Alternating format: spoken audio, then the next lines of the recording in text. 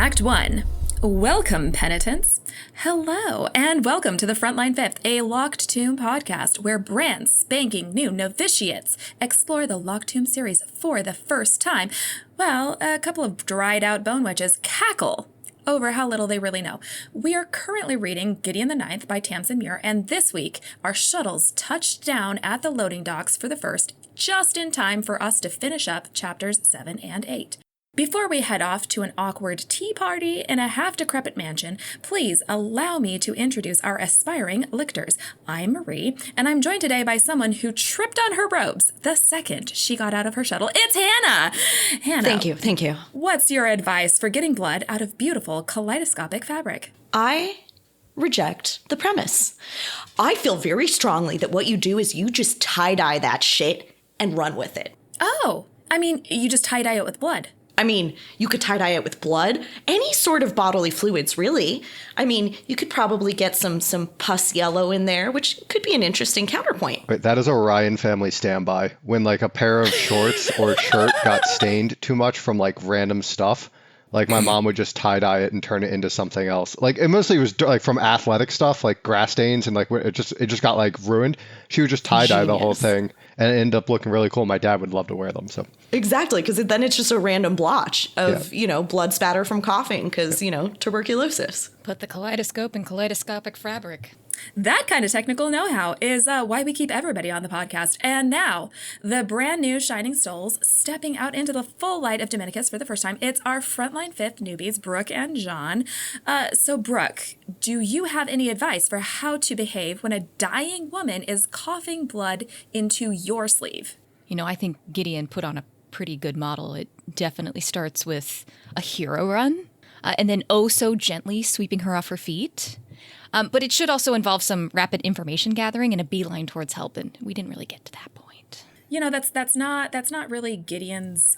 Right, I understand. Still, the hero run was good. Can I get a clarification, Brooke? When you say hero run, is it in slow motion? Because in my head, it's in slow motion. Absolutely it is. it's either that or it's Tom Cruise. Tom Cruise like training to have like the most photogenic running style you've ever seen. It's like Tom Cruise sprinting through a dust storm. To be clear, Gideon never runs unless she has to. Mm-hmm. Which is the thing I relate to most about Gideon.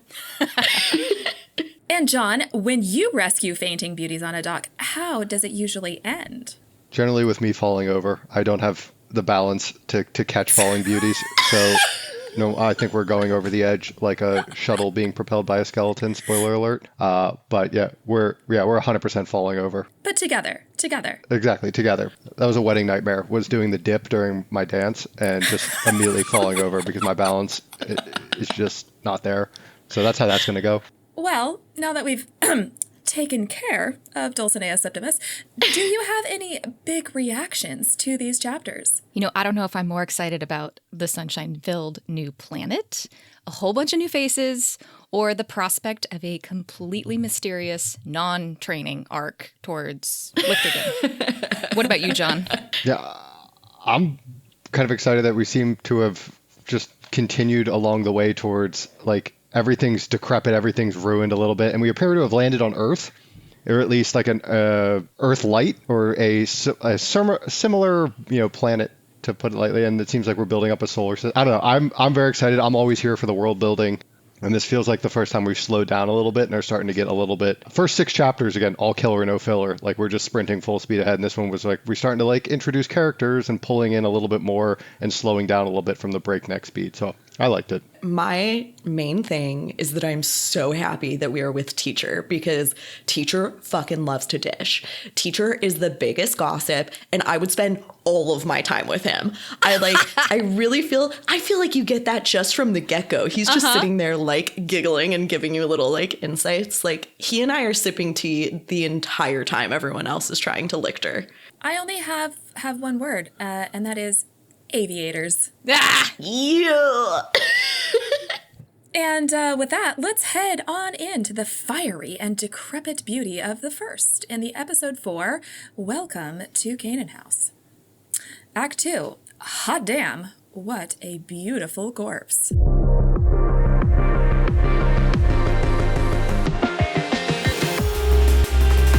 This section of Frontline Fifth is safe for anyone who hasn't read past Chapter 8. Let's recap. Chapter 7. Harrow and Gideon journey to the first house. Gideon debuts a new look. Dulcinea is rescued by a shadow cultist. Chapter 8. The Cavaliers receive their rings. Teacher gives some context. Teacher lays down the law. I would like to start out by pointing out that all of the chapters up until now have given us the ninth house skull because we were on the ninth house. And now we got a new skull and we have the first house skull, which we're at the first house. Makes sense. Checks out. Checks out. I honest to God didn't notice that, so now I'm going back right now and looking at it. I do point it out because you don't notice the skulls until you start to notice. And then you start to wonder sometimes why they chose a skull that they did. Because currently, it definitely makes sense why they chose the ninth when they did and why they choose the first when they did. We're going to have to keep a close eye on Skull Watch because this is something that I get pathologically obsessive about. Excellent. Dear listener, we do not remain pathologically obsessed with the chapter heading skulls. We are only mortal and fallible. However, we do encourage your pathological obsession. Gideon and Harrow travel in the shuttle to the first house planet, and this is a place that nobody goes. It's the Emperor's planet, but he hasn't even been to it in more than 9,000 years. Apparently, he can't come back to it. Yeah, that's pretty ominous, right? Like, what happened after the first 1,000 years? What happened in the first 1,000 years? Oh, I'm super excited. I think everything that's going on with this Emperor, God, King man, I'm so fascinated. I'm desperate to meet him and learn more about him. Let's ask teacher more questions. The whole thing is just like the first house is fascinating to me. And I don't think this is too much of a spoiler to say that we're going to spend most of our time in the mansion that you learn about here. But I'm interested in the whole planet. Like, I think it would be really, really interesting to explore more. And it is, God, I mean, I have such a crush on Tamsin Muir's descriptive prose, but like her description of like the light on the water is just so intense. Like looking out at this planet is something that's so far from anything Gideon has ever experienced. That's true. And actually, okay, so I wanted to point out that like as we're reaching this planet, there's like a hilarious contrast. Okay, it starts off hilarious and then it gets a little bit sad, but like we have Gideon here who is like a kid on her way to Six Flags. She's like shoving her face against the window. And then like on the other side, we have Harrow who is like literally trembling in fear, is super nervous. Like this is a super cool little contrast they're setting up. And I think Gideon being so excited like a kid is hilarious. Well, and you wonder how much of it is like their personality and like the pressures. Like Gideon is just, she's on her way out. Harrow is on her way to live up to something. But additionally, Gideon is a cavalier and Harrow is a necromancer. And Gideon is looking at the planet and is like, oh my God, it's beautiful. And Harrow is like pinching her nose, like almost in pain, and is like, it's a grave. So like Harrow is sensing something about the planet because she's she a definitely has more necromancer. information, right? Oh, is that what you think it is? Oh, see, I didn't pick up on that. For me, it was just why like would she knows say it's more. A grave? Like, how does she know that it's a grave? The only way that she could know that and Gideon doesn't is because she's a fucking necromancer. Oh, I thought that was more foreboding and not a statement of like current fact, but I can see it. Well, I feel that like makes sense. It is incredibly ominous. But yeah, for me, it's Harrow like feeling somehow just like the deep depths of like, are there other people here? Are they all dead? Is it like, it's just something that's so visceral for her. And it is interesting too, right? Because there's a big discrepancy between what it's like in, what does she say, in the halo of the planet versus in deep space. And that was actually something that John wanted to talk about last time, was like, there was a brief allusion, I think, last time to like, why would you put a bunch of necromancers on a space station?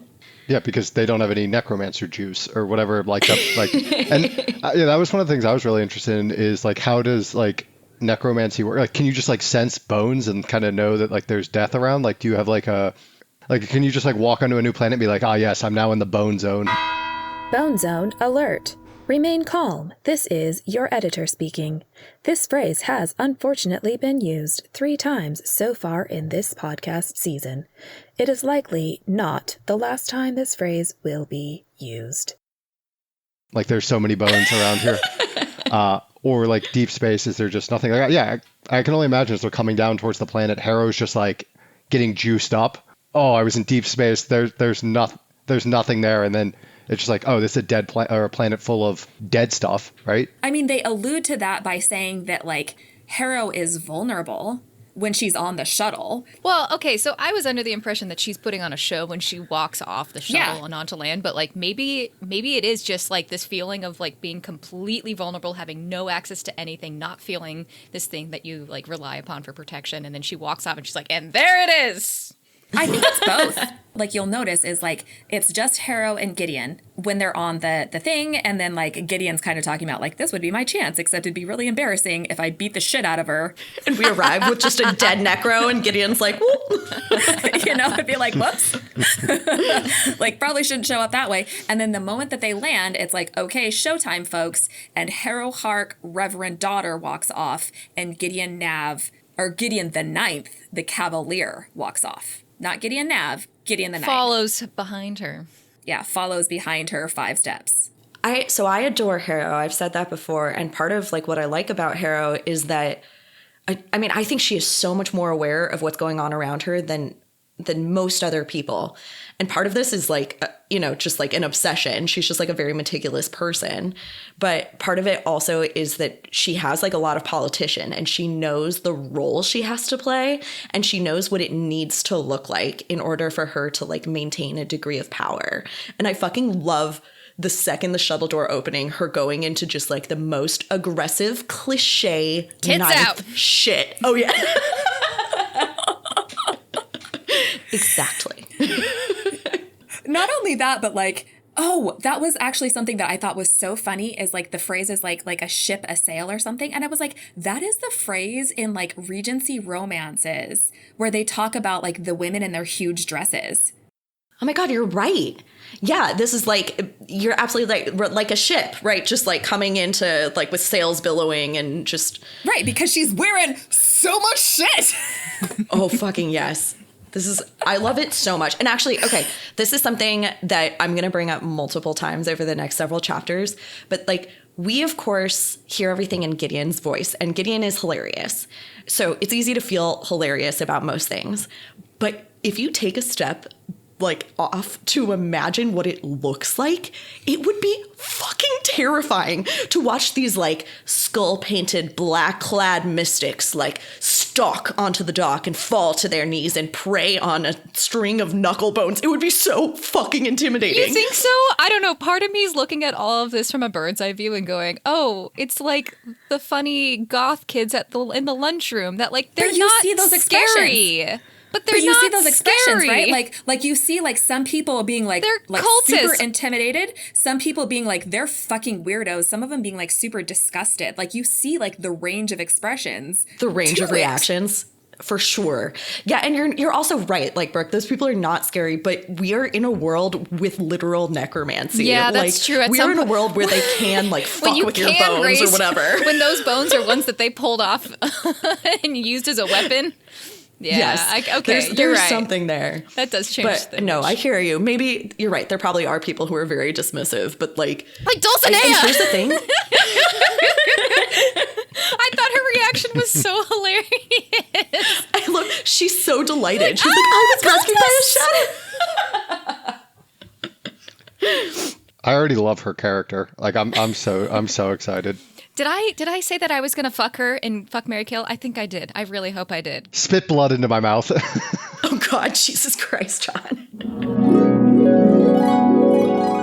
Dulcinea Septimus. What a sibilant name. Oh, it sounds so nice. It does, doesn't it? So sweet. Feels like somebody you would marry with that such a sweet sounding name. And then Palamedes Sextus. Last name is Sextus. So I think we fucked Palamedes. Hold on, two things here. One, I'd like, before we get way too far past it, I do want to talk about her sunglasses because it is so funny. And because I think it goes to Brooke's thing, it like definitely undermines the creepiness once you have it. So much. And you could just imagine Harrow's like just rage. Well, and also, Harrow is also like, what are you even saying most of the time? I love that line. Comic relief, but the comic relief is your narrator. That is like a pretty like rare sort of perspective to be getting. John, you're very convinced that this is Earth. Why? It's described as Earth. It feels like we have planets that are closer to the sun, planets that are farther away from the sun. It feels like the ninth is a hole in a cold rock, which I feel like is Pluto, like ish. Yeah. But like obviously everything's a little bit more condensed because the shuttles are super fast, which I'm really interested in, which is interesting because like the shuttles are super fast, but everything else is breaking. If that is the case of like the scale of the solar, I have more questions. Yeah, I have so many questions. John, I think you're right. The clues are all lined out there. There's 9 planets, 9 houses. We're on a very watery one that's 3 from the sun. Or whatever. Yeah, actually, they have called it the sun now, on top of other descriptors. No, it very much feels like this is Earth. And I'm pretty bummed about that, to be honest. I was really looking for clues to, like, suggest that we were in, like, a completely different system in space. And that, like, you know, we ended up having all this algae and woody plants because of convergent evolution. Spoken like a biologist. I was really, really hoping we were on the first thing we come down, I was like, is this Earth? That they're not making a lot of mention of like continents, a lot of water. And water's pretty rare in space as far as I'm aware, liquid water. But yeah, it very much like feels like a water world Earth. Yeah, it does seem like there's even more water than like. I love Waterworld. We wore out our water. We had Waterworld on VHS growing up, and we watched that so much. That was like one of the go-to sleepover movies at my house growing up. What is this? This is a movie about? Yeah. I've never seen it either, Brooke. It's yeah. Oh my God, it's the guy from Yellowstone back before he was kind of a little crazy. Costner. Kevin Costner? Yeah, it was like a joke how much of a flop. It was the most expensive movie ever made. Yeah, it's like Mad Max on the ocean if it was incredibly shitty and just like everyone was kind of phoning it in, and then it was campy as hell. Like it's like it straddles a line where it's like so bad it's kind of good. It's very similar to like Tremors, if you've ever seen that. John has literally told me about Tremors every time we have hung out, the last 6 times we've hung out.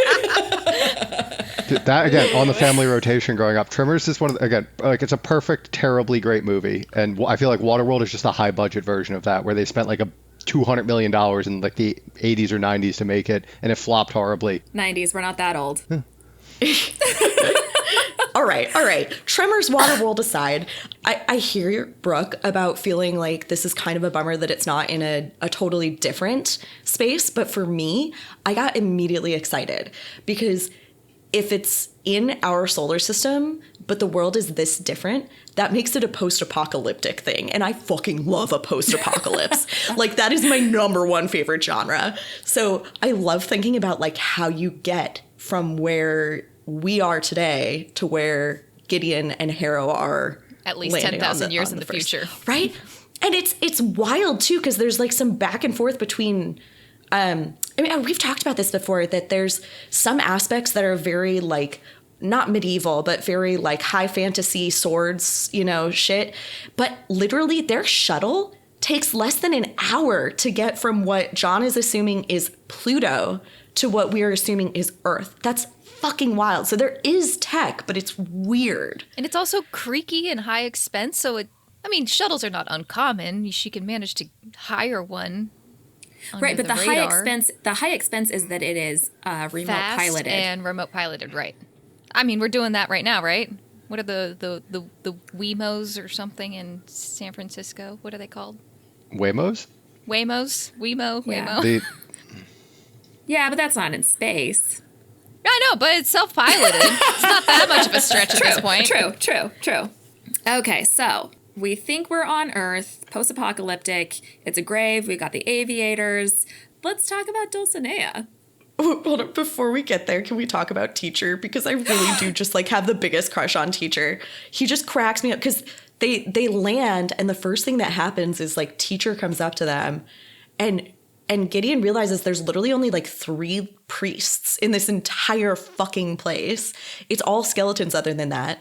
And I don't know why teacher makes me laugh so hard. It's like the shiny version of the ninth house where it's all skeletons and then a couple of people. It's the white version, the white and blue. It's the Santorini version. It's the Santorini version of the ninth house. It's Mamma Mia.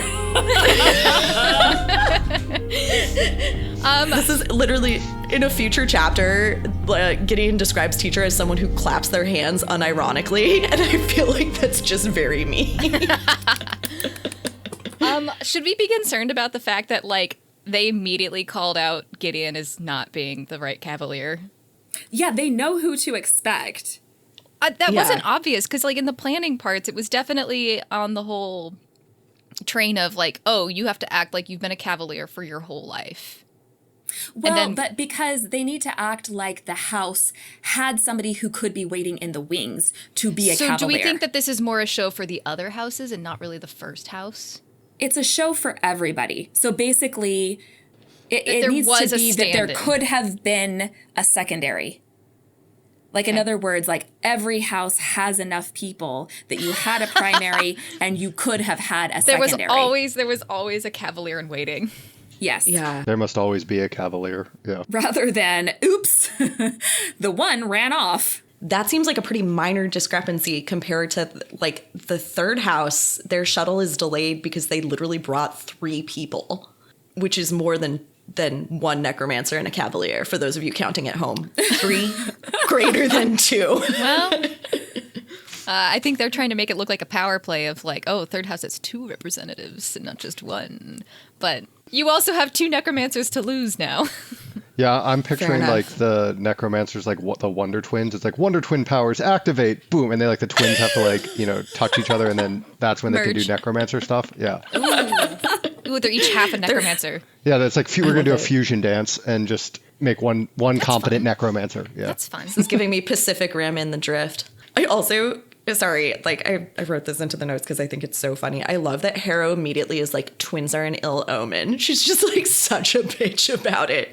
And teacher thinks that's hilarious. Well, apparently he loves gossip. So he's sitting there going, oh, what? Tell me else what you think. How delightful to hear that someone say that an ill omen could come from the mouth of the emperor. We don't really get what there was weird about the 7th house other than when it lands. Like, Dulcinea just kind of falls out vomiting blood. Yeah, it doesn't seem like something you'd want to put a delay on. Right? That's a great point. Like, maybe medical services immediately?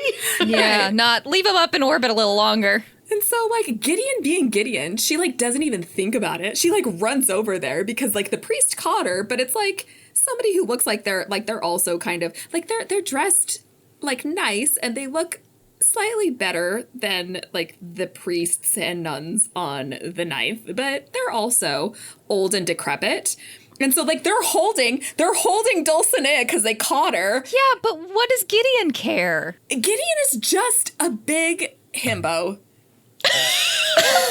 Well, we have not gotten that up until this point. I don't know if she's like, oh, my first opportunity to ever save anyone, because this has never occurred in my entire life to have an opportunity. I don't think she's thinking. To present this part of my personality. Well, yeah, sure. I don't think she's thinking either, but I'm really surprised by this action because up until this point, she's like something of a hermit who tries to avoid everybody in the 9th house.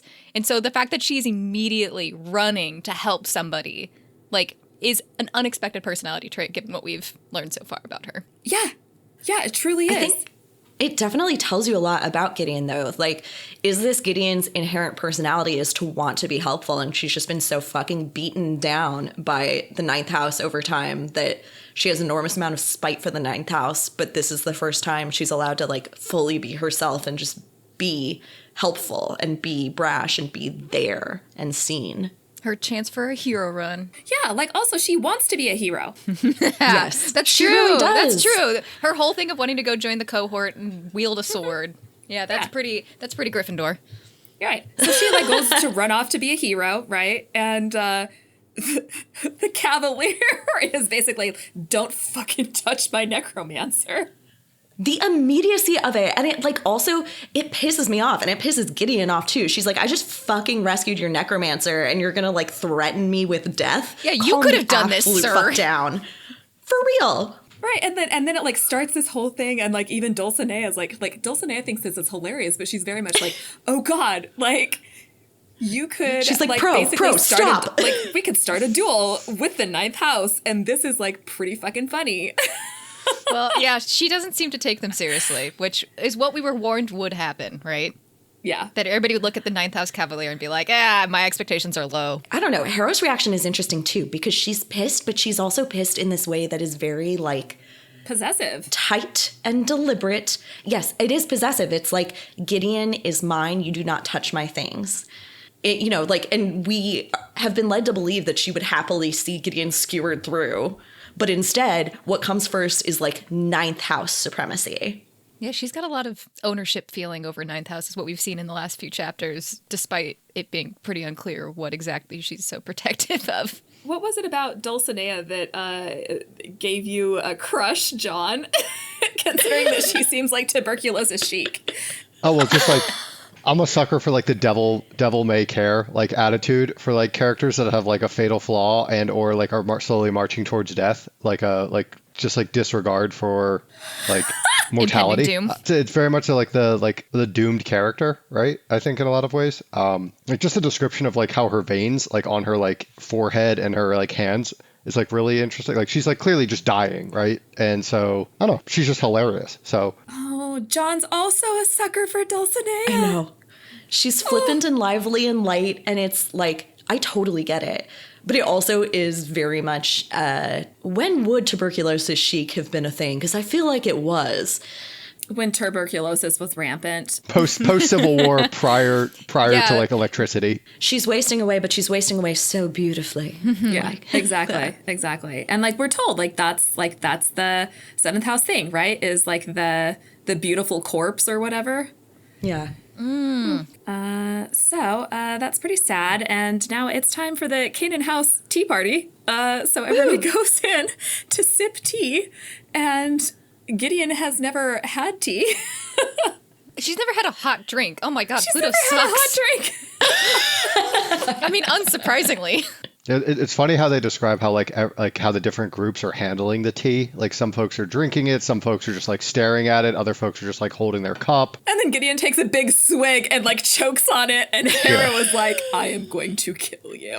She's like, what do you not understand about the aesthetic we are trying to go for here? Play it cool. Stick with the aviators. I think the description of this whole house is fascinating. She obviously spent a lot of time describing this again. Hannah, to your point, there's a lot of descriptive prose here. But what's funny is like my imagination is building like what these abandoned malls in like LA. But then there's like this also mixture of like Chernobyl. Like, wow, to your point, this is like super post-apocalyptic. People aren't around anymore, but like this was once a beautiful, lively, people-filled space is definitely the vibe. I got like Planet of the Apes or The Last of Us like kind of vibes where it's just like things are overgrown, things are collapsed into each other, where it's like you're close enough to have seen like past civilization, like even though it's 10,000 years, a really long time, but like there's still like a lot of evidence for the past civilization, but things are becoming decrepit and reclaimed by nature. So yeah, like I always picture just like beams of light coming through holes in the ceiling, which I think is actually how she describes like one of the rooms. It's just like shafts of sunlight coming through holes, or like broken windows or vines. Yeah, I think that's exactly how you're like supposed to take it, is like both of those things together. But it's also, it's not just decrepit. It is also, I get the impression that it's very beautiful. We're talking like high-end gold-veined marble. Like, right? It was fancy once. Expensive. Once. So then they pray a prayer that everybody knows except for Gideon and Harrow. And then teacher asks Harrow to pray the ninth house prayer. And Gideon's like, oh, we're the weirdos. Again, yes. Again. Cool.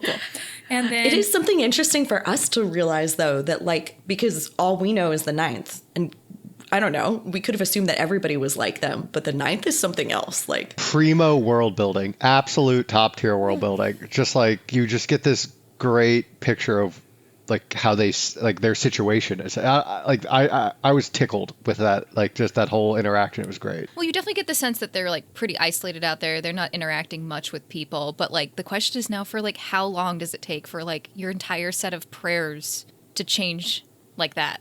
How long do you have to be in isolation for that to happen? Or like how were you set up so that you were maybe set up to be isolated? Different. Teacher opens up a box and he calls up each cavalier in turn and he gives them each a dull iron ring. And Gideon's very much like underwhelmed. I love how disappointed she is. Yeah, she's just like, okay. And then teacher gives us a backstory that the lictors were not born immortal. 16 of them came here a myriad ago, 8 adepts, and the 8 who would be known later as cavaliers. But even the divine lictors can pass away despite their power and despite their swords. It is only now in the twilight of the original 8 that the emperor has called for more lictors. And so he tells them that it's a terrible challenge to replace them, and it's not at all a sure thing. And if the adept is not good enough, then that's on them. And if that's on the cavalier, and if the cavalier is not good enough, that's on the adept. It's like he reiterates they can walk away with honor. The trials could be dangerous or deadly, but there is no communication. There is no networks. They're here until they're sent home. Which is, I think, really intimidating. This feels like if you wanted to, like, straight up, if your only goal was to murder the heads of house of all of the 8, like, houses, the best way to do it would be to just lock them all in a decrepit mansion and Hunger Games them, which was what we, kind of like had brought up earlier. Knives out. The idea of not being able to have like any communication is super troubling to me. Yeah, amongst everything else. It's like, oh, let's lock you in here. Let's take you to another planet where there is nobody else. Well, it doesn't really matter for the 9th because, like, who are you calling? Like, who's going to, like, show up from the 9th? It's like, oh, yes, here comes our, like 6 decrepit. Nobody knows that, John. We're putting on a show. Right, but it's also like, you said 6, and I was like, does she have 6? I love the idea of the great ants to the rescue. Yeah. They're described as like the fates from Hercules, and they're just showing up all crepit. They really are. I also like really think it's interesting. Teacher makes very clear that like you have to succeed as a pair or not at all. And I think this is going to be struggle bus for Harrow because Harrow doesn't seem like she's good at teams. Fundamentally, this is not a good setup for Gideon's plan to like just peace out, right? What we have now, what we've been told is that the Cavaliers are with their lictors for 10,000 years until death do us part. Love that for them. Gideon's whole plan of like, yeah, I'll come with you, and then as soon as like, you won this whole lictordom thing, I'm gonna go do my own heroic things. Like, not sounding like that's as viable of an option as she had hoped. And it's not clear to me that either one of them is really getting that. No, I don't think that's sunk in yet, at least for Gideon, but she's not the thinker, we've been told. Right. Well, also, I feel like everybody's too focused on like, oh my God, the trials are going to be dangerous or deadly. What are they going to be? What are the rules? So teacher's like, okay, we ask that you never open a locked door until you have permission. And that's how you become a lictor. That's it. And everybody's like... Also, isn't that an oxymoron? How do you open a locked door? Like, if the door's locked, how do you open it? Like, You could pick the lock. You could find the key. You could. I don't know. Maybe I just read that differently, but it's just like, oh, you unlock the door. Now it's no longer a locked door, so therefore you can go in. Like, I don't know. I feel like the Dungeons and Dragons rules lawyer within me is just like any door you can open is no longer a locked door. Like, you can. I mean, I guess so, right? Like, who knows? That seems like that is the rule. And also, everybody's like, okay. And so they're like, so how do you become a lictor? And he's like, well, I don't know. I'm not a lictor. How would I know? I would be so fucking furious. I'd be like, what the fuck I have are we just doing traveled here? away from my home. This is a huge deal. I've put on all of my performance. I'm in there sipping tea that I don't like. I am ready and waiting, like fully goosebumped, hair up, waiting for what is it going to take for me to become a lictor? And the answer is choose your own adventure. Yeah, we're waiting for the trials to get set up, the tools that you have at your disposal to prepare. It's something like Hunger Games Tri-Wizard tournament, and they're just like, I don't know. There's just a rule. Please don't go into locked doors. And this, I am so sorry to bring it here because I feel like this is an exclusionary conversation, but it really felt like there is a certain point in getting a PhD. It's fine. I can take a lap if you want. I can come back in a couple minutes. I'm sure you saw it in your wife. Where they really are. You're like, okay, so how do you get it? And they're like, well, you just do it. You just do science. No, completely accurate. But how do you do the science? They're like, well, I don't know. You figure it out. You fold in the cheese. It's not something I can teach you. Well, so how do you write a thesis? And they're like, well, you just write it. And you're like, did I do well? And they're like, I don't know. Did you do science? And also in the same vein, this is like why, if you ever ask a science PhD how long it's going to be till they get their degree, the answer is question mark. The answer is like, how much longer? Until it's done. I don't know how much longer. I do it. I will be here until it's over, I think. Yeah. So anyway, this particular paragraph is very triggering for me personally, is all I'm saying. Harrow and Gideon go to bed in their wing set aside for the ninth house that seems very draped in black. Apparently, and in the deep bowels of the deep bowels of the building. And there's a big bed for Harrow and a little trundle bed at the foot of it for Gideon. And Gideon's and she's like, nope. So she makes a little nest next to a window. And because she's next to the window, she sees skeletons pushing the shuttles off the edge. Doom! No, there's no response. She just observes it happening and then peacefully puts herself to sleep. I would not be able to go to sleep. She's just like, I'm too tired to think about this. No thoughts. Oh my God. I admire that. I do not. I don't know. This is very worrying. They've just told you that you can't communicate out and now you can't leave. Yeah, I'd love to sleep like a baby after that.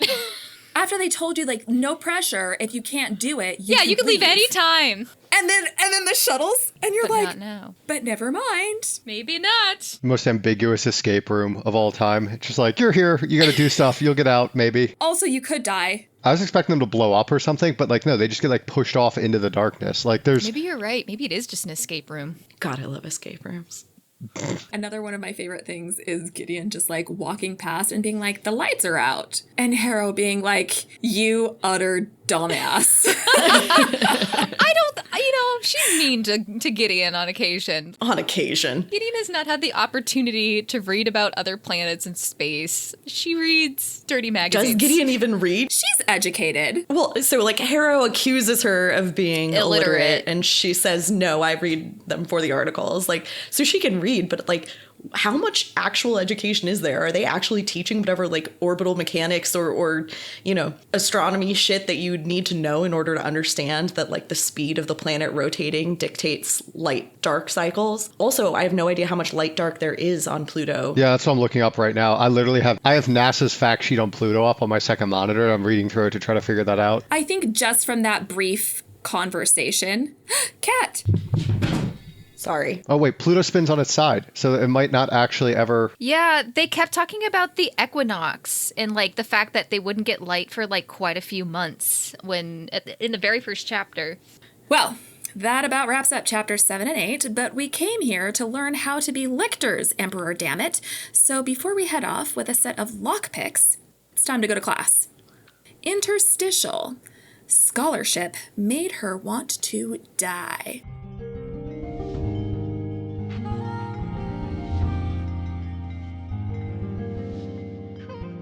Hail, dear listeners, hail, hail. You've made it to this week's game, which is in fact more of a tutorial. That's right, it's time to play Double Bones with Dr. Skellabone.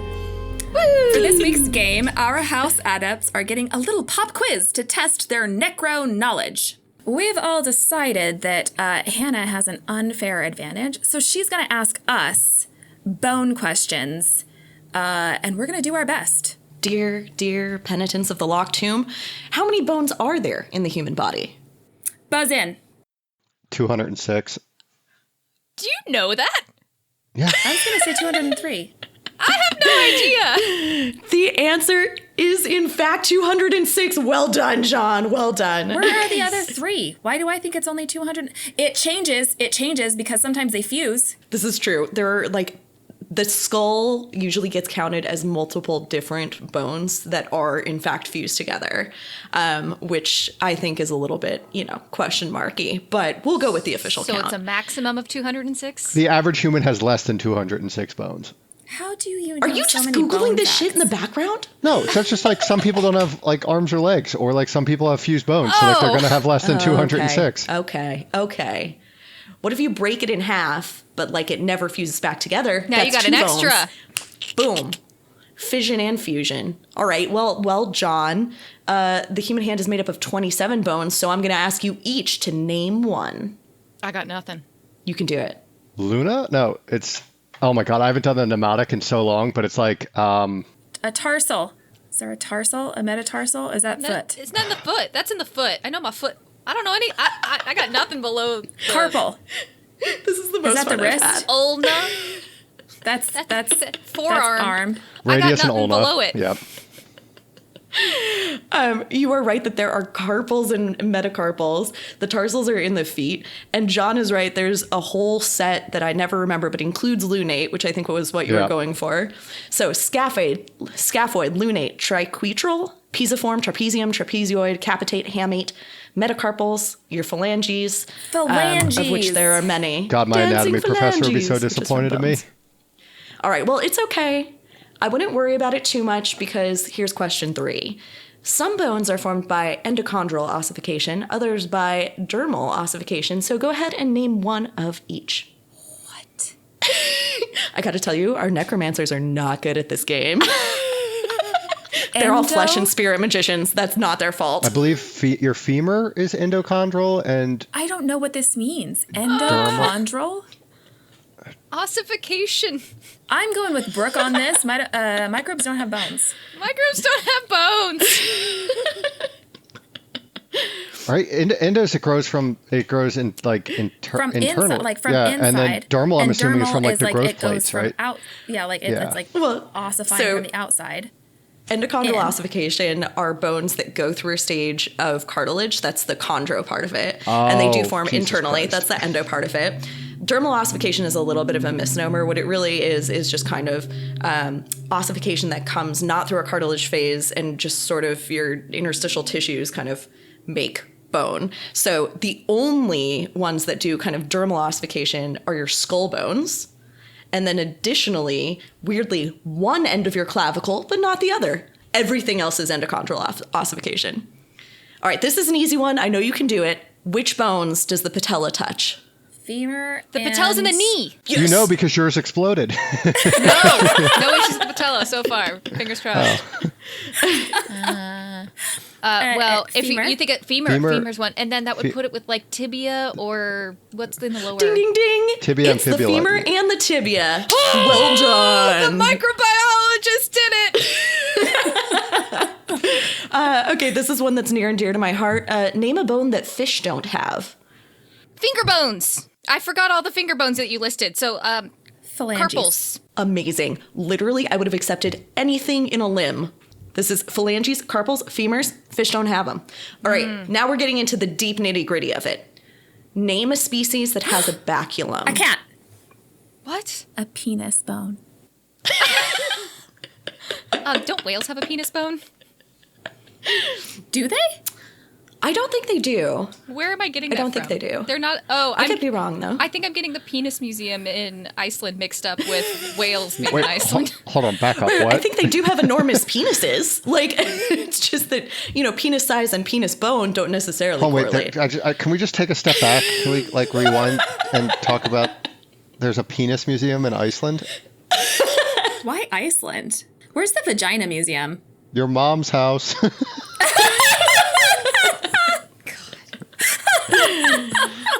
Anyone else want to make a guess about a species that has a baculum before I spoil it? Raccoons. Dogs. So Marie is nailing one. So baculum is the penis bone. That's correct. The general way to remember it, although it's not universal, is the acronym PRIC. Nice. Most primates, most rodents, most insectivores, and most carnivores have a baculum. So you're totally right about cats, for instance. Most primates? But not humans. What sort of mammals does that specifically exclude? I mean, so ungulates, which includes things like deer, cow, sheep, giraffe, and in fact, whales and dolphins don't. I will also say that there's much less research that's done on the bowbellum, which is the clitoral bone. And that's because no one cares about women. So There's just a clitoral remember, bone? in some species, Well, I really it only would know make about the sense. hyena. The hyena apparently has right. quite a clitoris. Wow. Yeah, And they're that's- screamers. The males have pseudo-penises. Yes, because it's an enormous clitoris. All right. I'm going to admit that I don't know the answer to the next two questions. We had an expert come in and answer it for us, so I'm going to answer with you all. Which bone is objectively the sexiest bone? Clavicle. I agree. Clavicle. All in. I'm saying tailbone. All right. I'm with you on clavicle. Let's see. What did our man. expert think? It's the coccyx. Yes! tailbone. John takes it. Objectively? Robin wrote these answers. What are the Robin objective wrote these parameters? Okay. All right. Okay. All right, so what we know is that men like coccyx. Yes. Yeah. Okay. All right, so here's another one that Robin answered for us. Which bone is objectively the least important bone? I'm going with tip of the pinky. Also coccyx. Yeah. I think the tailbone. Who needs a tailbone? Your tailbone is so important. What do you mean? It's where, like- vestigial. I like going with vestigial ones, which I believe include the tailbone and then maybe the pinky bone, the pinky toe. Pinky toe. Yeah.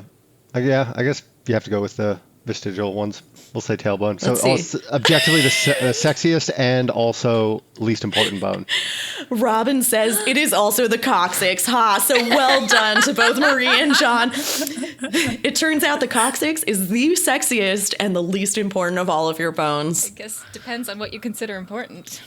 Now we finally got that training we were desperately hoping to receive at Canaan House. Brooke and John can go off happy to their little beds at the foot and of Adept's four-poster bed. But first, it is time for rampant speculation. Pew pew pew! Act 3, we don't much like discrepancies. There have been some major discrepancies between what we might have expected and the reality of Canaan House. Seems like the perfect time to ask our newbies to give us conspiracy theories. So, Brooke and John, what the fuck is happening? Yeah, I just don't believe them when they say that. You know, if this whole lictor training thing doesn't work out, you can just go home. Yeah, there's way too much security. There's too much mystery. Too many warnings of mortal danger. And we've also just watched our only mode of transportation get dumped into the ocean. So I don't really think anybody is easily getting out of Canaan House. I'm still maintaining that we're in the everything is going sideways. We're in the twilight of the empire. Like all the houses are failing together. And also I have totally forgotten about this until it gets brought up. There's like an entire house dedicated to fighting wars somewhere off in space. And so fighting wars with necromancers is always interesting because like the more you kill things, the stronger necromancers become. So I'm wondering, how does that work together? Like, is it we need more bone juice? Like, is that why we're conquering things? Is there like an actual war? Are there invaders? I just have lots of questions that are completely unanswered by my conspiracy theories that we're in the fall of the empire and all hell is breaking loose. I'm maintaining that. I guess we'll see if any of that happens next time when John and Brooke return to help us explore all the unlocked doors in Canaan House when we read Gideon the Ninth, chapters 9, 10, and 11. If you, dear listener, are like Brooke and John, reading along for the first time, make sure you find our reading calendar on our website, frontline5th.podbean.com, or follow us on Instagram or TikTok, which are both linked in the show notes. If you like this podcast, please share it with your friends and give us a 5-star rating anywhere you can. And if you didn't like it, feel free to lie. Now let's head off to sleep, my fellow baby necros, because Mommy and Daddy have some deep spoilers to discuss. Get in, losers. We're going speculating. Spoiler warning. This portion of the podcast is 98% spoilers and like 2% snickering. Seriously, we will spoil anything and everything in the series up through Nona the Ninth. If that's not what you want, turn back now. Well, Hannah, it looks like it's time to unlock some illicit doors. You ready to spoil the whole game? I really, really am. I'm clapping my hands unironically. Act 4. Continuity is a marvelous thing. So, I'm so happy we're at Canaan House. Could not. I mean, the first chapter is very cool, but I'm sitting there just waiting for us to get to the full cast. I'm waiting for the fucking aviators this entire time. Trying not to say the word sunglasses. The sunglass moment was the moment that I was in for this whole series. That was the moment. I feel that so hard. It also is just peak Gideon and Harrow, including, you mentioned her being like, what are you even talking about half the time? Oh, incredible. I definitely aspire to be Gideon in this moment, and I know I never will be. I don't think I'm either one of them. I just love them dearly. Ditto. Completely in the same page. Yeah. We talked a little bit about it being Earth. And I don't know. I was wondering when you realized that, when you first read this. I think I was pretty immediately like, if it isn't Earth, it is trying to be Earth. Pretty immediately, because it was very definitely meant to feel like you are looking at Earth from orbit, because there's water, there's clouds, there's way more water than... We always describe Earth as a blue planet. That shows up in so many different places. So me too. I immediately thought it was Earth. And then obviously the 9 houses, 9 planets thing, asterisk for Pluto. I guess asterisk for 9th house anyway. But well, right. The 9th house was never supposed to exist, and Pluto is technically we kicked it out of the solar system. I know, devastating. Yeah, the youths who listen to this podcast, none of them will, but if they do, they will have no idea that Pluto was once a planet. Is that true? I'll have to ask my kids. Since we can do this, I was always like, how are people such geniuses and know what planets things are on? It's fucking right there in, chapter 7? Is that what chapter we're in? Chapter 7, you start getting there. For sure. Because 6th and 7th is fully laid out. That has to be Mercury and Venus. 6th is on Mercury. 7th is on Venus. I got to start writing this down. If we also go with some of the Roman themes that we've been doing, Venus, goddess of beauty and love, very 7th, right? Mercury is, you could have gone with Apollo, but messenger, which feels very writing and education. And then I've always assumed that the 2nd house is on Mars, which of course, god of war. And I gotta check myself on this, so we might be wrong. We're allowed to be wrong. We'll come back and check ourselves, yeah. Because these are houses in order of founding. When you go back to Nona and Jod is talking about kind of what is going on in the moment. He's talking about the installations they're trying to get to work on Mars. So that's why that is 2nd house. Got it. Because that's the first thing that they were working towards. And then that makes a lot of sense. There was something happening either on Uranus or Neptune. And that's why that one is 3rd. And that gives you, that's fascinating. And so whichever one is left is 8th. We also have 4th though. So we're missing. So we're missing 4th. So let's see. So Earth is the 1st. Earth is the first. Mars is the second. Is the second. And then who comes next? It's Jupiter comes next, or Saturn? Jupiter. And Jupiter is the 5th because they have poetry about the red spot. Oh, interesting. Didn't pick that up. Okay. And then you have Saturn, which might actually be, it's the moon's on something. So Saturn also being the jewel, that might actually be the 3rd. 3rd house. I could see that for sure. So, the ones that we don't know are Saturn, Uranus, Neptune. And then the 9th is Pluto. Yeah, 100%. Oh, God. Sorry, this tickles me so much. I know that Brooke was and I hear her, that you're sitting there in space and you're is this going to be some crazy other world? But I was serious. I love watching things fall apart and come back together again. And it's very, you know what? It's very a Glamona's leg. Things fell apart. They got put back together kind of sloppily, kind of incorrectly, and they're limping along now. And it's super interesting to see how that has turned out. On 1st house, we talked about there almost seems like there's more water than there is on our current Earth. Mm-hmm. And I wonder if that's true. I wonder if like the nuclear explosions or whatever, like, you know, you get some sort of, they've talked about global warming, so maybe you actually fully get the like melting of the ice caps. It's possible that this house is like mostly water at this point, and with just like islands that are effectively the peaks of mountains. And it's also really interesting to me that they're weirdly specific that the emperor hasn't been back in over 9,000 years. Everything else is 10,000. But this suggests to me that you have like 10,000 years ago is like the resurrection. And then you have this big period where they're actually kind of like figuring things out. Yeah, and founding the houses and Exactly. doing lictorhood. And that 1,000 years of lictorhood happened at, like figuring out lictorhood was happening at Canaan House. Yes. But there's also like, you don't know how long Jod was just fucking around on Earth with a lecto. True.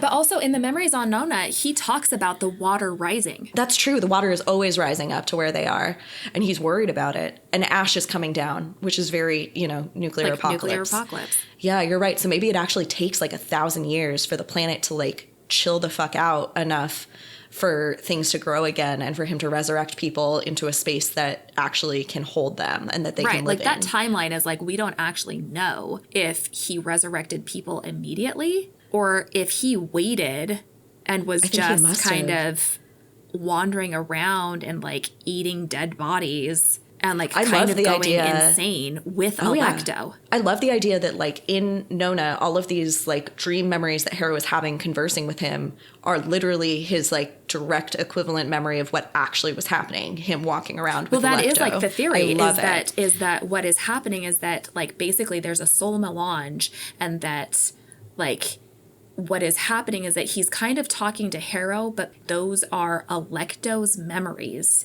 Yeah. of being with John. And Harrow is currently in Electo's tomb. And so Yes. basically is inhabiting the Electo space that, you Yes. know, ought to exist. Like Electo and Harrow and Gideon are inhabiting each other and like sharing memories. They're complexly intertwined. So interesting. I cannot wait till we get to Nona. I can't wait till we get to Harrow. But even here in Gideon, one of my favorite things that I feel like she brings up constantly, and I think we're going to end up talking about this a bunch, and it never really gets resolved, is Canaan House itself. Because not only is it potentially from like 9,000 years ago, but it is like this complex mixture of things that are obscenely old and things that are much newer.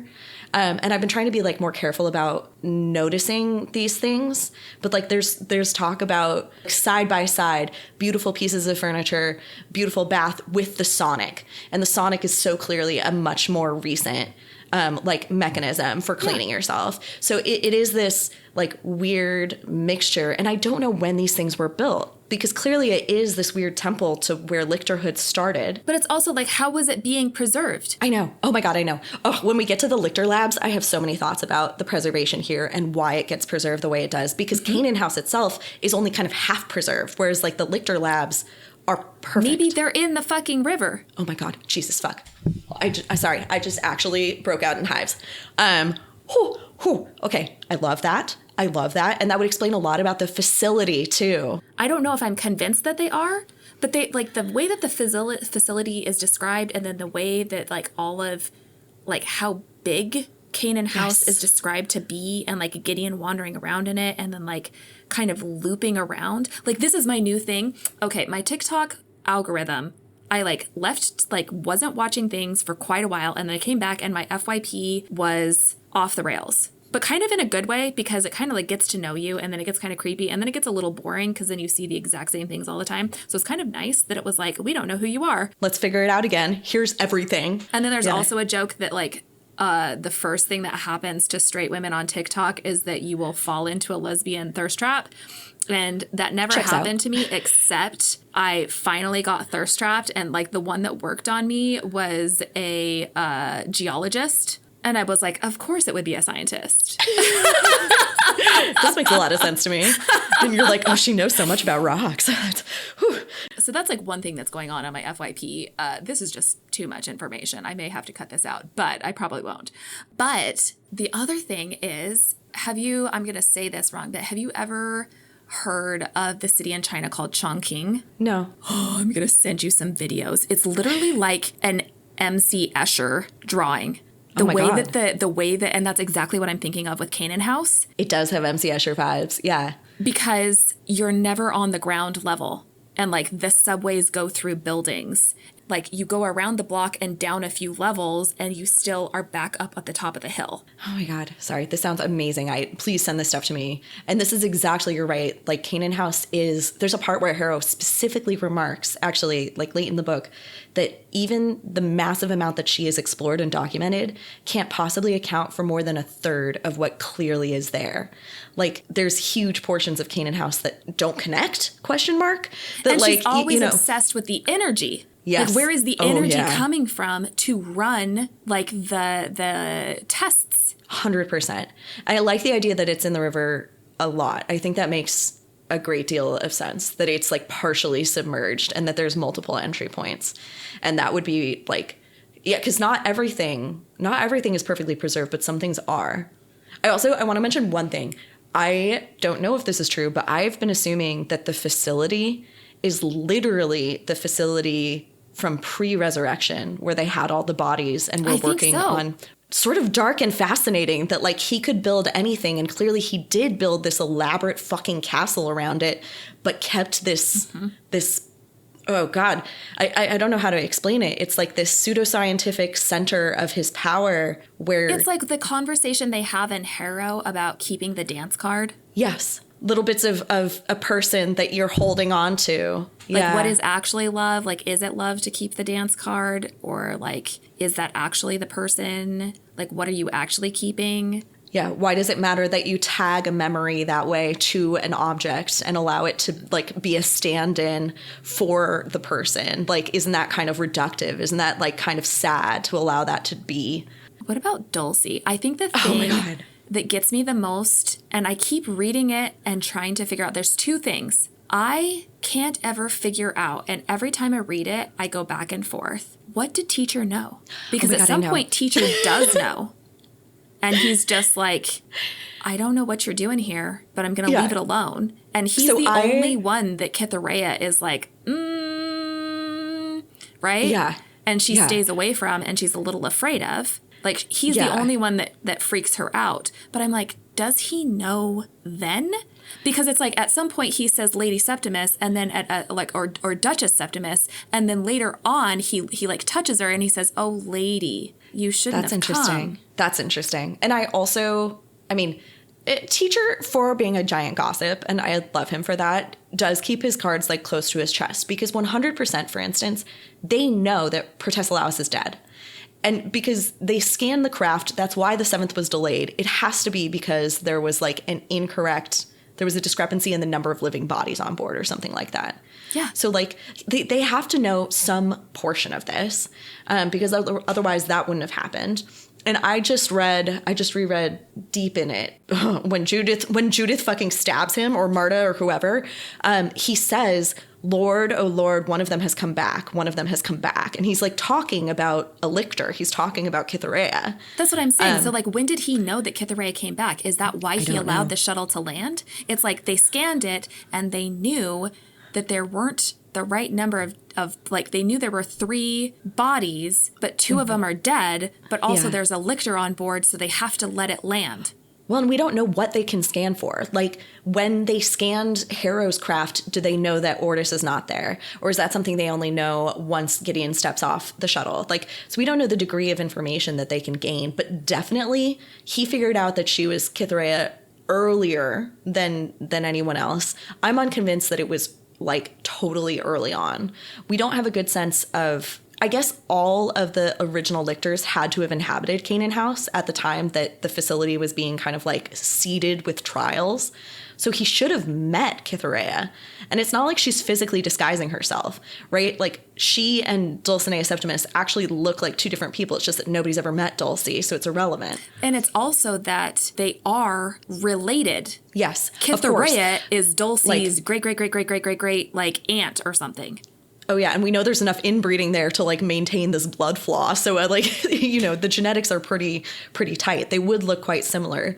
It's interesting, too, because we also know that, of course, Cytherea's eyes, which Gideon's obsessed with, these like blue limpid pools, it's not her eyes. It's got to be Loveday's eyes.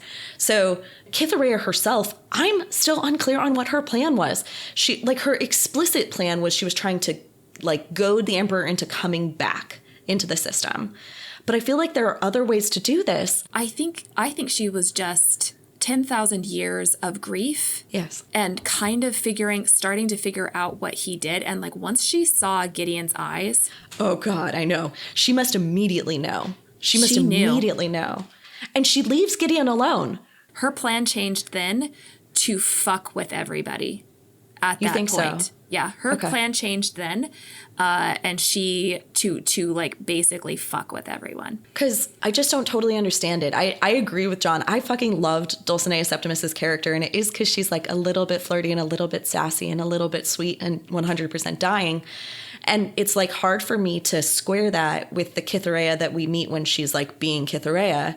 And like, who are the first people she kills? She's both of them. She kills the fifth, who are adorable, although you could make an argument that the reason was because Abigail was like a powerful spirit magician. But that's not why. It was because she's a historian. Right. She was asking questions about the lictors and like reading in the library. But then she kills the fucking fourth. She just kills a pair of 14-year-olds pretty fucking brutally. Like, but it's so funny because it's like, who pushed the shuttles off? It was Cytherea. You think so? Oh, yeah. Really? Okay, where are you getting that? I think because teacher wouldn't lie about letting them leave. It was truly Jod's idea that they were going to come, that they were going to truly figure out what lictorhood was on their own. They were going to do the whole thing again. Yeah. And if they didn't want to do it, they were going to leave. I guess I always assumed that, like, in the instance that someone needed to leave or wanted to leave, that teacher would call out to the Emperor's ship and they would send in a new shuttle. But this makes a lot of sense, too, because we actually don't see the skeletons push them off. We hear the patter of skeletal feet. And that's like a different thing. That means that you can't look up at them and say, aha, these are indeed the skeletons of Canaan House with their white sashes. Like, that there's no way to differentiate them from, you know, just like a random bone construct. Yeah. It doesn't make sense that it was the Emperor's plan or teacher's plan to trap them there. It only makes sense that it was Cytherea's plan. This goes back to teacher, though, being like, if that's true, teacher goes up, sees the shuttles are gone, and is like, well, guess I'm not going to tell anybody because he's a weird little, you know. But also because he was told no communication. And no other rules. No communication, don't go through locked doors unless you have a key, and no other rules. Like, he is there happy to let anything happen, which is fascinating. There's another weird thing that comes up like way later, but I thought it was, and again, like fucking Tamsin, the way that the priests are described, and then the way that very last lab where you kind of see that teacher is a melange of like 50 souls, but then there's like strings going out to other things. And then when he gets stabbed and the other priests just fall and die and all of the skeletons that are revenants fall and die. They're all connected to each other. They're all connected to each other, and they're described as like birds on leashes. Yeah. So this is like all of these souls kind of tethered to this single point, which is teacher. And even though they are operating independently, they're only operating like by his grace and in, you know, his space. That like if they went out of Canaan House, they would be nothing. And so even the way that she's describing them, before you even know what's going on, they are described as tethered. You're right. And you're like, ah! Sorry, there are so many of these things. Okay, so speaking of one, as I'm writing up like the plot details, I'm both trying to give all the pertinent information, but also not lead our newbies in any direction that might cause spoilers, right? So I tried to like include things that teacher said, but not over the top. But like, holy fuck, over and over and over and over and over and over and over, they are so specific about there being 16 at the beginning and 8 at the end. And at no point, I know, oh my God. And I didn't notice. And our newbies aren't noticing. It's this weird thing where you just like drift over it and you're like, oh, well, there are 16, but 8 of them are just bodyguards. Like Brooke's like, they're going to live, the Cavaliers are going to live with the Adepts forever. And it's like, no, they will not be there anymore because they have been eaten. Like, yeah, but why would you ever think that? Because that is such a fucked thing. Right. It's completely fucked, but it is the only logical explanation. And Tamsin relies on your brain and the brains of all of these characters doing extra work to smooth over the edges and make it mean something else, even though she's telling us again and again very straightforwardly what it means. Mm-hmm. And I'm just sure Alecto is going to come out and reveal a whole bunch of things where then I will go back and read Gideon and be like, motherfucker. Like, this was spelled out so clearly and I missed it. I'm here for Tamsin Muir. I really am. Again, it goes back to, I think we talked about this last week. What is her writing process? Fascinating woman, Tamsin Muir. I love that, like, your notes here are that, again, textual evidence. Even Gideon notices that Protesilaus is, like, essentially a zombie. She, like, at multiple points refers to him as being just, like, big and slow and just like a hulk of a man and a nothing of a man, the most boring man alive, like all of these things. Right after she describes Dulcinea's skin as translucent and waxy because she looks like she's dying and she's literally dying, she describes his skin as waxy, but probably because he's sweating or something. Right, dismisses it, but it's like, no, because he is dead. It's same reason. Yeah. Same. Same. A sack full of lemons. And I could take him. Also, Gideon feels like she could take anyone. You know that whole thing about how, like, a disturbing percentage of people, and by people I mean men, think that they could take a bear in a fight? I feel like Gideon is that person. Yeah. And you know what? She's mostly right, but still, there comes a point when you got to be like, Oh, baby. Yeah.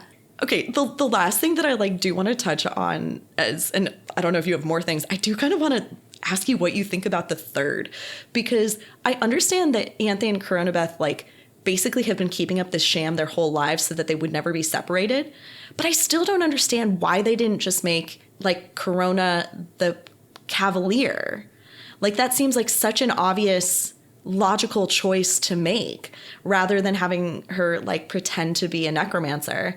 And then bringing her to this trial seems like such an obvious way to get caught. But I think they've just literally never been apart. And they just have so much anxiety about being apart that they will do anything to be in the same space together. It comes down to what were you think? I think they're thinking well, Corona just won't make it.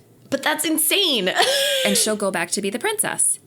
And that's fine. Yes, so just fucking leave her there. It's so baffling to me. And it's also really interesting because, right at the beginning, when they scan the third shuttle, they're like, oh God, something's wrong. A priest comes up to Teacher and mumbles something that Gideon catches, which is basically about there's 3 of them, it's going to be a problem. And Teacher says, oh, no, just down the line. And it's only a problem for them. Yeah. And I because also, this tells you right away, Teacher does know what lictorhood is. He is aware that it is something that has to be a single necro and a single cav merged together. Yeah, he absolutely knows. He was there. He was part of it. He was one of the practice projects as they were figuring out part of the pieces, right? He was one of the pieces of the eightfold word, right? Yeah. I forget whose project he was. He's the sixth house. He's a sixth house project. We should actually, as we go, keep track of which houses did what and how it actually relates to the eightfold word, because I think it's interesting. And I also think it's interesting that given that there are 8 and we are assuming that Jod is not part of it, that means that Anastasia and Samael actually do have a component, a part of the eightfold word, which I think is really, really interesting because it's probably the part that can be modified, right? It's because they knew they were trying to do it a different way, a better way. Yeah, that always made it seem weird to me that it was an 8. Well, not. It's also a pseudo-Buddhist thing, which I think is very Jod to have a pseudo-Buddhist angle as well as his whole Catholicism cult thing. Right. I was going to say it simultaneously seemed weird to me that it was an eightfold word because there's 9 houses, but then also didn't seem weird to me because, of course, one of the houses is the first house, and they don't have anything to do with the lictorhood process because John is not going to give you any help. Yeah. So of course it would only be the eightfold word. But then it does bring up that Anastasia had to have a piece of it. Had to have a component. Yeah. And we So we she definitely did know have she a was component. there. Yeah, but so it's super interesting. And I don't think we ever get to see that challenge or that room. Yeah, we don't we'll see get there. all of them. No, we don't see half of them. We don't see all of them. We only get Ianthe's description of the process, and then we'd have to extrapolate back whose piece was which. We see Harrow and Gideon complete 2, and then we hear Palamides explain 1. And that's like all of the hardcore detail that we get. I'm pretty sure that actually Silas is the person who ends up with the 9th house key based on like the shape and color of the key. Yeah. And the only reason I know this is that I've been like obsessively rereading through to get chapter titles or episode titles for our podcast. Okay. Yeah. Well, I'm pretty excited. I think that's enough obsessing for the moment. Oh, dear listeners, I'm so sorry, and I love you so much. Act 5. See you next time, my little nunlets. Well, it's starting to look like we will all just be kicking around the first house, not opening doors for a while. So we've got plenty of time to read. We will be back next week to run through chapters 9, 10, and 11. That's right, we will be reading 3 chapters this week.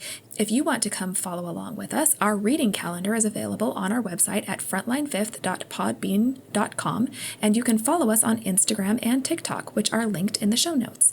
If you enjoyed this podcast, please tell your friends and give us a glowing 5-star rating anywhere you can. And of course, if you didn't enjoy the podcast, feel free to lie. A big thanks this week to Robin with helping with our game. With that, I'll just remind you not to unlock any tombs or enter any doors without permission, because, ghosts. Bye! Bye. Frontline Fifth is a Locked Tomb podcast conceived by Maria Mako and starring Maria Mako, Hannah Gronwald, Brooke Anderson, and John Narayan. Our cover art was designed and created by Maria Mako, who also edited this episode. Our fabulous music was composed and recorded by Blake Anderson. The Locked Tomb series is a completely dope-ass book series by Tamsin Muir, who does not know we exist and is in no way affiliated with this podcast.